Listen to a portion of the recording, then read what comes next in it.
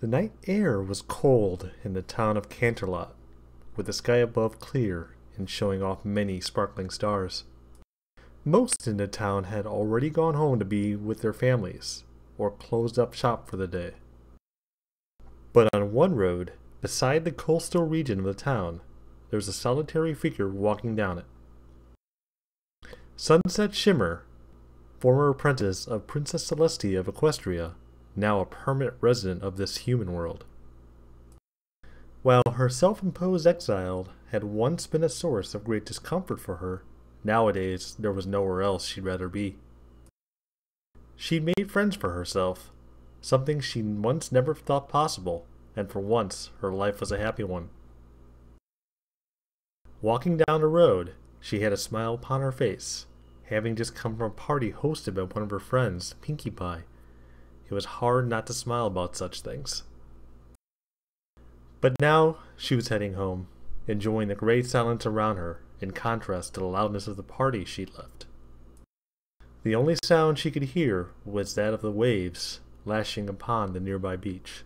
It was a soothing sound, and as Sunset turned to look at it, she couldn't help but think to herself how beautiful the sea looked, bathed in the glow of the full moon above. She smiled as she looked upon it, but that smile soon faded once a new sound could be heard. It was a splash of some sort, and at first Sunset merely took it for another crashing of the waves. But as she looked closer, she could see something, or someone, moving in the water. It was too dark to see properly, even with the bright moonlight. But Sunset's curiosity demanded that she discover what was out there. So, straying from the road, she began walking out onto the deserted beach, squinting her eyes so as to try and see what was there. After a few moments, something caught her eye to her right. It was a rocky outcropping, jutting out of the sand of the beach and extending outwards towards the waters. Whatever was moving, it was around there, so that was where Sunset now found herself moving towards. It didn't take her long to reach the rocks, and so she looked around for a bit before finding something that she knew shouldn't be there. It was a pile of clothes neatly folded. Sunset looked towards the sea briefly and thought about this. Someone out on a midnight swim? At this hour? Turning back to the clothes, she reached out and picked up the item on top of the pile to examine it more closely. Immediately, Sunset's eyes widened with shock when she got a good look at them. The combination of both light and dark purple. The clothes before her were very familiar, as were the knee-high boots that accompanied them. Standing up, Sunset spun around and looked out to the sea to try and see who she suspected was now out there. In mere moments, her instincts were proved correct, as a figure now emerged from the water at great speed, flinging her massive orange hair backwards in a dramatic fashion. Adagio Dazzle, leader of a group of Canterlot High students known as the Dazzlings, and, more importantly, a former siren of Equestria. Though there had been bad blood between them and Sunset's own friends, the Rainbooms, things had thankfully calmed down a great deal between them. As she looked out at her former rival, Sunset took note of how she practically shone in the moonlight, her fingers trailing through her soaking hair. Although an admittedly beautiful sight, Sunset's face soon erupted into a massive blush when she finally noticed that Adagio was not, in fact, wearing anything for her late-night swim. Turning, Sunset felt that maybe it would be best to give the girl her privacy. However, fate seemed to have other plans, as a mistimed step from Sunset caused a stone to come loose from where she was standing, which then fell into the water below with a loud splash. This naturally caught Adagio's attention, and she turned to see what was causing the noise. Her gaze caught sight of Sunset immediately, and the two girls just stared at each other in silence for a few uncomfortable minutes. Eventually, though, Adagio broke the silence, placing a hand on her hip as she did so. So, come to enjoy the view? Sunset's blush, if possible, became even more fierce as she began to fumble her words in defense of her being here. However, Adagio let out a brief chuckle before shaking her head a little.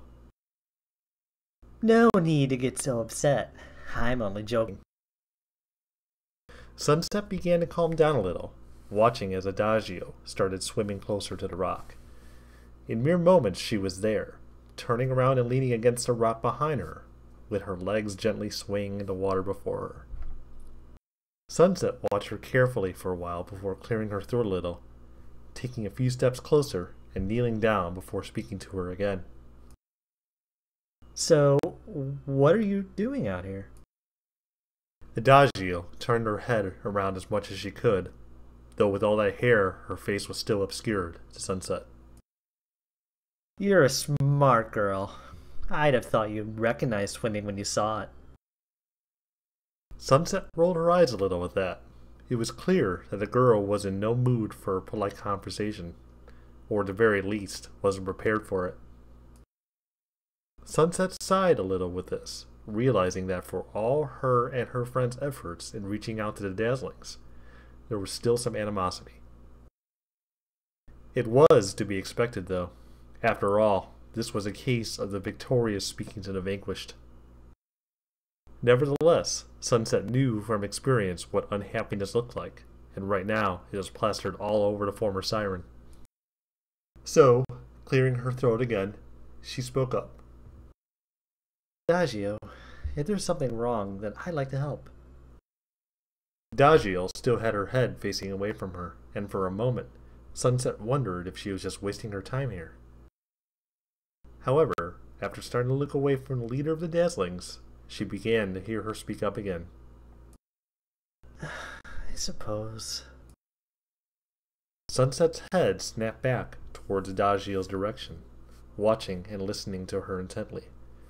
There was a brief cough from the girl, a clear sign that she wasn't comfortable in speaking in such intimate terms, but even so, she kept on speaking. There are times when I just want to feel a little bit of home.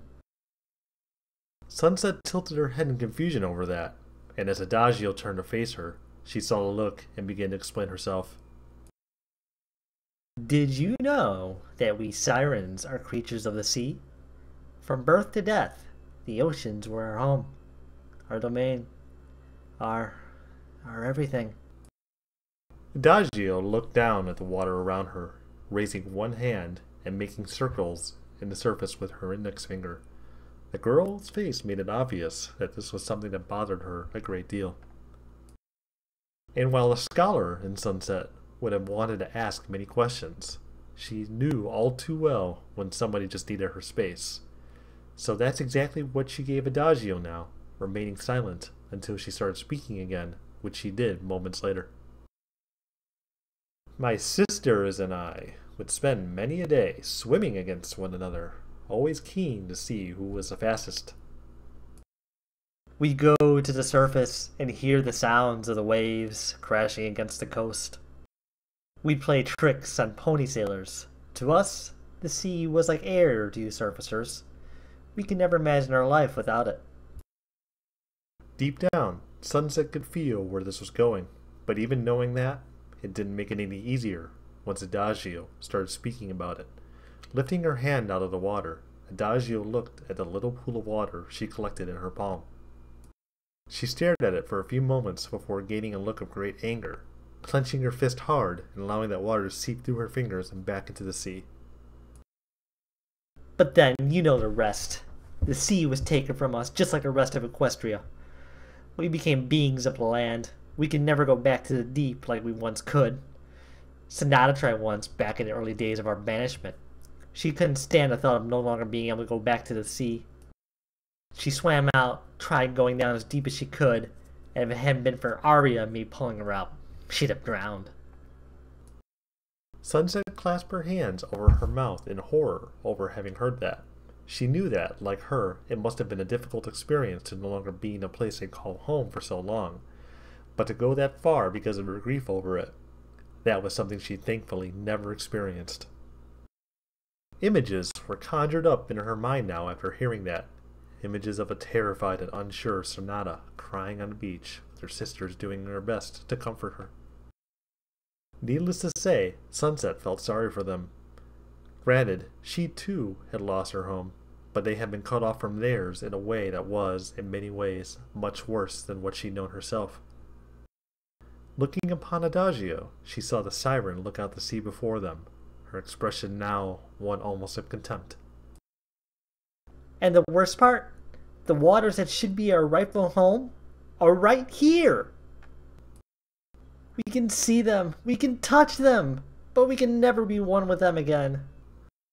The best we can hope for is to know as you surface folk know it, scratching the surface, and nothing more. Adagio let out a sigh, her anger subsiding for the time being, as she looked down at herself and her body through the clear waters.